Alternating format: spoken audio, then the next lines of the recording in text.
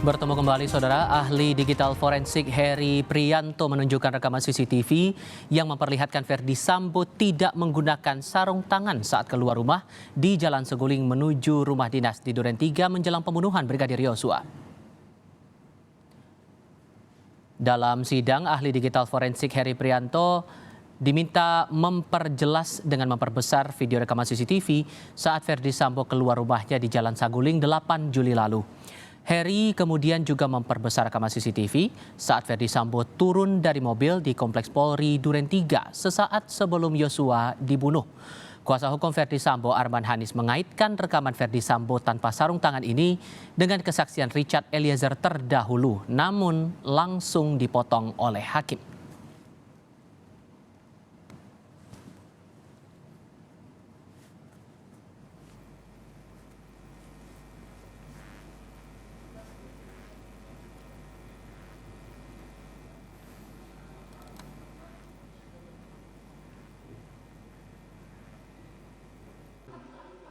Ya, ini membuktikan keterangan Richard yang menyampaikan bahwa Pak Sambo turun pakai sarung tangan. Mungkin nanti saja nanti mempunyai kesempatan sendiri. Silakan lanjutkan.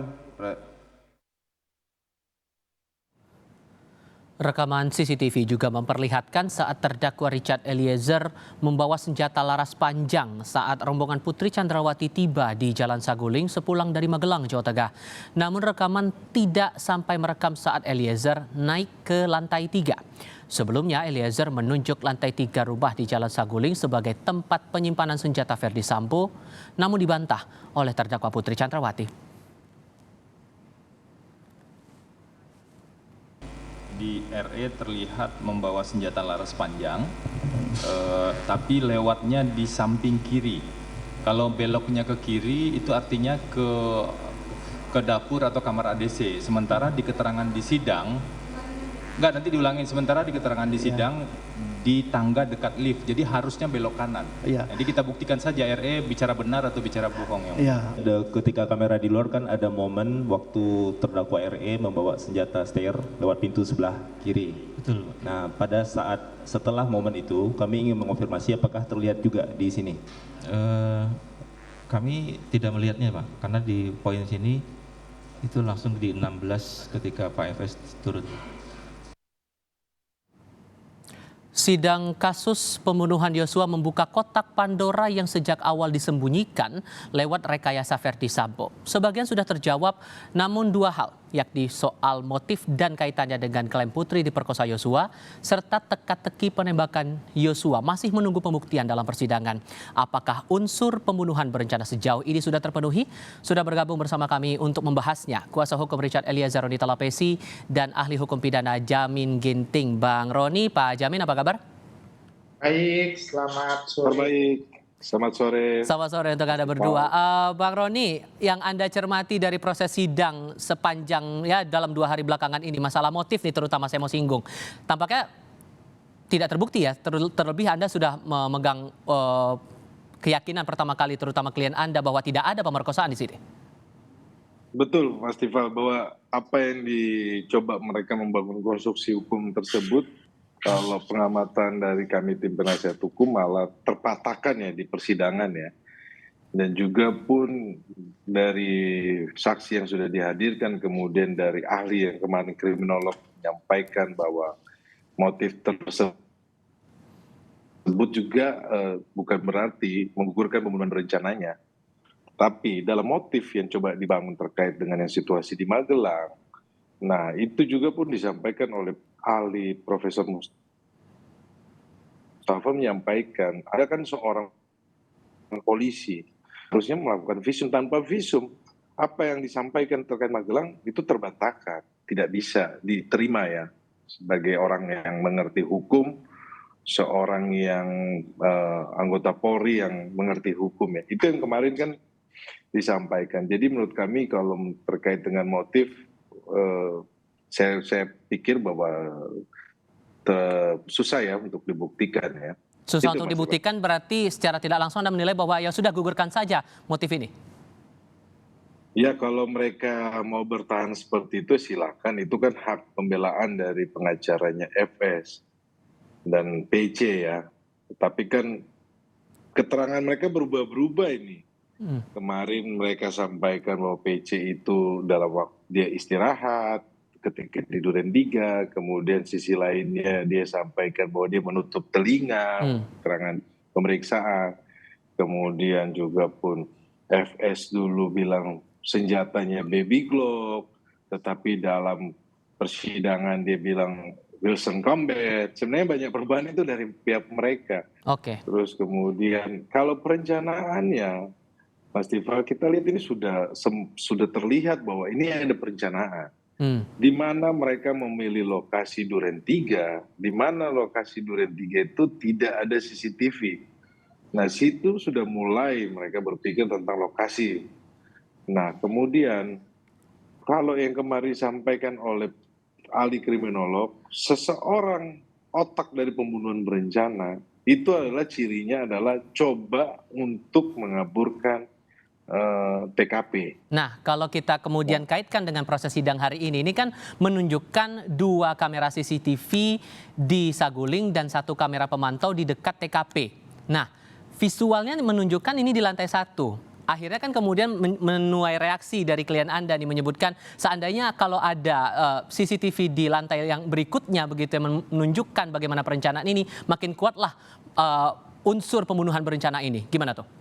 Iya Mas Tifal, kita tidak mau berdebat terkait dengan yang disampaikan bahwa senjata Steyer itu kalau belok kiri itu ada tangga-tangga darurat. Sebenarnya itu tidak diteruskan sama pengacaranya FS. Nah itu ada tangga-tangga juga karena saya sudah saya waktu rekonstruksi kan saya masuk, saya lihat rumah itu tersebut.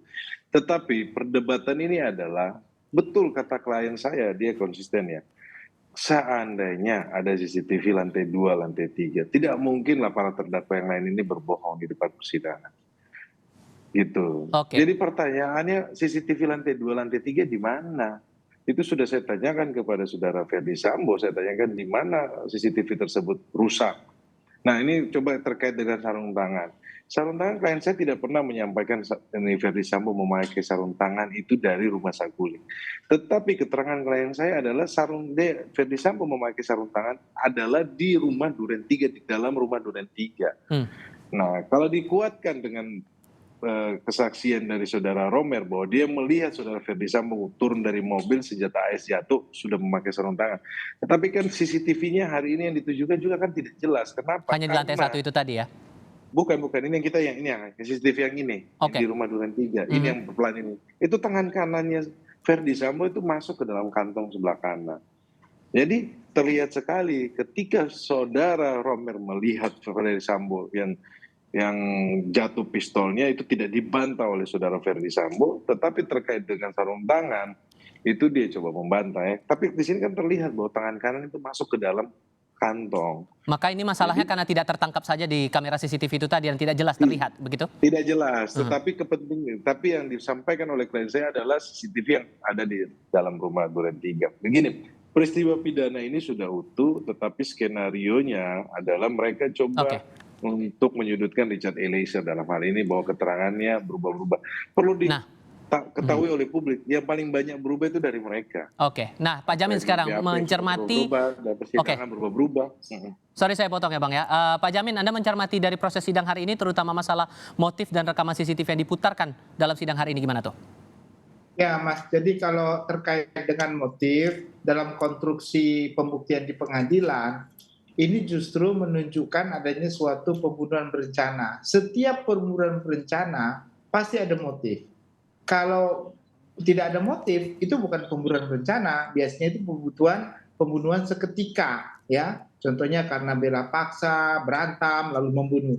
Tapi kalau orang ingin melakukan pembunuhan dengan perencanaan, maka ada alasan orang tersebut kenapa orang itu ingin membunuh orang itu karena suatu perencanaan, apakah karena dia dendam, apakah dia karena dia membela diri atau untuk menghilangkan bukti untuk membunuh orang tersebut. Itulah yang disebut pembunuhan berencana.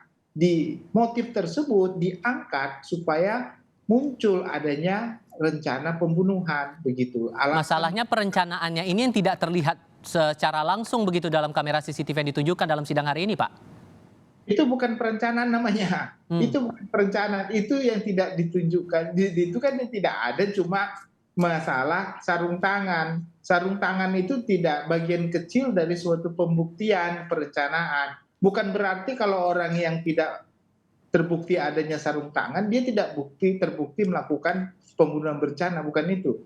Nggak seperti itu konteksnya. Jadi perencanaan itu adalah suatu kejadian di mana orang itu telah mempersiapkan dengan maksud untuk melakukan perbuatan pidana seperti yang dikehendakinya, dengan waktu tertentu, dengan alat yang sudah dipersiapkan, dengan cara. Bahkan untuk menghilangkan jejak setelah melakukan tindak pidana itu telah dipersiapkan dengan baik. Nah, itulah perencanaan. Nah, kalau instrumen yang dilakukan, contohnya salah satunya dengan melakukan eksekusi sendiri atau menyuruh orang lain. Kalau dalam konteks sarung tangan itu cuma ingin menunjukkan kalau sebenarnya apakah Ferdi Sambo tersebut melakukan pembunuhan itu ikut melakukan eksekusi sebagai orang terakhir, penembak terakhir, matikan atau tidak begitu. Nah, pertanyaannya kemudian tadi kan pernyataan Anda pasti ada motif di balik pembunuhan berencana ini. Kalaupun kemudian dipakai motif perkosaan sementara visum tidak ada sebagai kunci bahwa itu betul ada pemerkosaan atau tidak. Jadi motifnya gimana untuk menggali ini? Nah, jadi setiap motif dalam suatu perbuatan pembunuhan itu tidak selalu dibuktikan di dalam pengadilan, kecuali itu sebagai alasan untuk membenarkan suatu perbuatan dengan suatu putusan tersendiri. Tetapi kalau dalam rangka hanya ingin mengetahui saja, dia nggak perlu buktikan secara gamblang ini motifnya, terus nanti buktinya ini nggak perlu. Dia cuma bilang, oh ini karena saya merasa ditipu, saya maka melakukan pembunuhan terhadap dia karena saya kesal gitu. Nah, penipuan sendiri harus dibuktikan secara sederhana. Nah, itu bisa diyakini hakim, tapi bisa juga tidak diyakini hakim. Tapi kalau motif itu dilakukan contohnya karena saya diperkosa. Nah, pemerkosaan itu dalam konteks pasal tersendiri 285 harus dibuktikan tersendiri dengan konteks pasal 285. Nah, apakah pelecehan? Nah, sekarang kan konsistensi ini perlu. Mulai dari pelecehan, pemerkosaan, itu pidana yang berbeda-beda. Apalagi penganiayaan. Membanting kan itu penganiayaan ya. Nah, itu pasal yang harus berbeda-beda. Nah, terkait dengan unsur ini, Pak Jamin, dengan unsur pasal 340 yang didakwakan kepada para terdakwa, melihat fakta-faktanya sedemikian, apakah semakin menguat atau mengarah ke motif yang lain?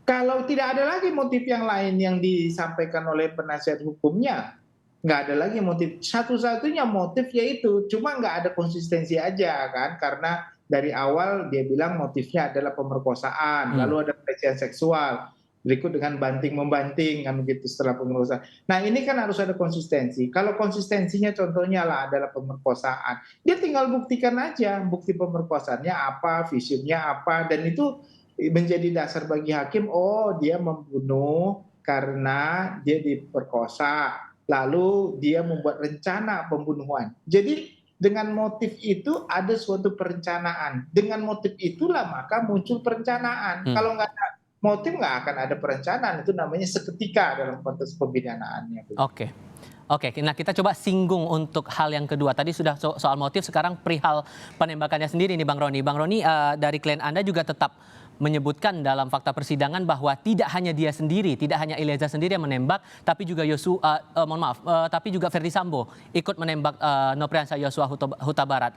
Ada keterangan-keterangan ahli, terutama yang beberapa waktu lalu sempat menyebutkan bahwa ada tembakan lain begitu. Dari ahli balistik yang menyampaikan hal sedemikian. Sementara Ferdi Sambo berkilah dia tidak ikut menembak. Gimana cara Anda bisa membuktikan bahwa Ferdi Sambo memang ikut terlibat? Mas Tifal, sebenarnya begini, di TKP Duren 3 itu lihat saja siapa yang bergerak maju, siapa yang diam di tempat. Karena kalau klien saya, dari keterangan dari yang sudah di persidangan, dia tidak yang bergerak maju ke depan itu adalah Ferdi Sambo. Begini loh, kita logikanya sederhana saja. Klien saya, kalau dia tidak bergerak maju, tidak mungkin dia nembak tuh begini loh. Sampai apa namanya, ngukur sampai di belakang kepala gitu loh. Itu.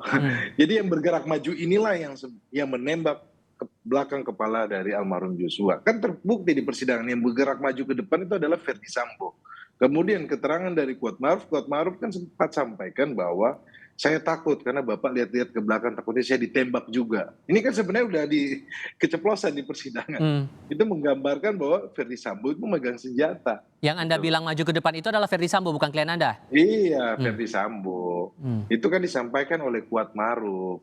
Dan juga kan hasil dari poligrafnya Kuat Maruf yang menyampaikan bahwa dia tidak melihat Ferdi Sambo menembak bohong.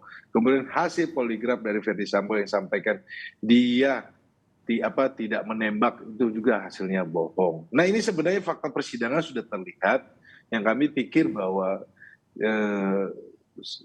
persidangan ini kan mulai mengkerucut ini, sudah nanti besok masuk ke ahli pidana, kemudian terkait dengan 340, 338. Tetapi mengenai alat bukti semuanya sudah jelas bahwa sini ada pembunuhan berencana, otak dari pembunuhan berencana tersebut adalah Ferdi Sambo dan PC. Kemudian terkait penembakan, klien saya konsisten sampaikan bahwa ada penembak Ferdi Sambo juga dan sudah terungkap di persidangan petunjuk-petunjuk. Nah, buat kita apalagi yang mau diperdebatkan lagi kan? Oke. Nah, respon Anda nih Pak Jamin soal ini, apakah yang Anda perhatikan sulit nggak sih mencari penembak lain terhadap Nofriansah Yosua Huta Barat ini?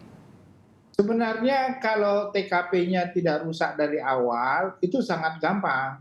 Yang penting dari awal kan sudah TKP-nya sudah ada yang darah sudah dibersihkan, lalu orang yang hadir di situ juga banyak sudah megang ini megang itu dan segala macam ya, sehingga forensic investigation-nya sudah sangat lemah begitu karena bukan original lagi. Nah, ini yang menjadi permasalahan awalnya. Ditambah lagi dengan barang-barang yang pindah dari satu penyidik ke penyidik lain. Anda bayangkan itu 3, mulai Jakarta Selatan masuk ke Polda atau Barreskrim, baru Satgasus, itu kan sudah banyak sekali orang yang bolak-balik ke tempat tersebut begitu. Nah, itu agak lemah. Tapi yang perlu kita lihat, penembak terakhir yang mematikan itu ternyata ada dan pelurunya orang nggak bisa mengidentifikasi. Bahkan ahli balistik yang kemarin juga ahlinya nggak bisa juga mengidentifikasi serpihan itu dari peluru yang mana, tapi ada penembak terakhir yang mematikan. Nah, pertanyaannya, penembak terakhir yang mematikan itu pelurunya pasti berbeda dan dari arah yang berbeda. Nah, kalau begitu, di situ ada siapa? Di situ ada Baradae, ada FS, ada RR, ada Kuat Maruf. Nah, di Kuat Maruf sama RR kan nggak mungkin menembak, RR sudah menolak, Kuat Maruf takut, Ibu Pece di dalam, cuma 2 yang menembak, Baradae atau sama FS. Di situ ada 2 tembakan yang berbeda. Ya berarti di antara mereka berdua-dua. Saking sulitnya membuktikan sampai akhirnya keluarkanlah CCTV ini untuk pembuktian di persidangan, begitu ya Pak ya? Ya itulah akhirnya CCTV ini menunjukkan, kan dari pertama sudah dikasih tahu, sebenarnya dia berbohong. Dia mati, saya belum datang, dia sudah ada tembak-menembak, kan begitu kan. Karena dari awal kan sudah ada tembak-menembak, saya belum datang, tapi akhirnya yang lain bilang, oh bukan, Joshua-nya masih hidup, pas Bapak datang Joshua masih hidup, berarti kan dia ada di situ pada saat penembakan tersebut sudah terbukti, tinggal sekarang bisa nggak dia menyangkal kalau dia tidak ikut menembak, itu saja. Nah, soal lainnya nih Pak Jamin, soal sarung tangan yang kemudian ditunjukkan ternyata itu tidak dikenakan dan itu pun kemudian ditangkis begitu oleh kuasa hukum dari Ferdi Sambo bahwa tidak ada tuh buktinya kalau di dalam rekaman CCTV tadi. Kemana tuh? Ya itu sayangnya tadi sudah dikatakan CCTV di Duren 3 itu di mana? Kenapa kok rusak begitu? Kapan rusak? Keterangan FS saja terkait dengan kerusakannya itu aja berbeda-berbeda dengan asistennya ya yang mengatakan saya yang lihat sudah rusak. Nah, ini kan sebenarnya itu barang bukti yang sangat dominan dan berarti ya begitu. Nah, tapi sekali lagi saya katakan sarung tangan itu terkait dengan apa? Terkait dengan apakah ada rencana dia untuk melakukan pembunuhan seketika pada saat itu ikut melakukan penembakan. Nah, kalaupun nanti seandainya ya hakim menilai, oh itu sarung tangan dari Saguling nggak ada, di Duren 3 di mobil nggak ada, tetapi ada di kantong dia dan digunakan di dalam rumah karena Robert lihat, Baradae lihat begitu. Nah, berarti kan keadaan itu 2 saksi yang menerangkan ada sarung tangan di dalam rumah. Itu aja yang ditanya. Ini masih akan kita lihat sejauh mana proses persidangan ini dan besok masih akan berlanjut lagi. Pak Jamin Ginting, terima kasih. Ya. Dan Mbak Roni Talapesi juga terima kasih sudah berbincang bersama kami hari ini di Kompas TV. Sehat selalu.